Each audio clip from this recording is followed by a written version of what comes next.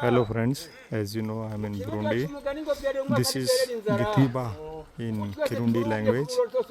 It is made up of the palm tree leaf and with mud and covering from the plastic shade and some use of rope. They are using this for collecting honey. As you see, I can't go near that. In the front side they use one net jali, so the bees can go inside and collect their honeys. There is a small hole inside this front. Okay, the bees going inside and they collecting the honeys. Okay, it is waterproof.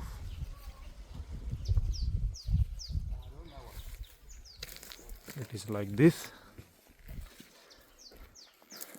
From the back side it is closed.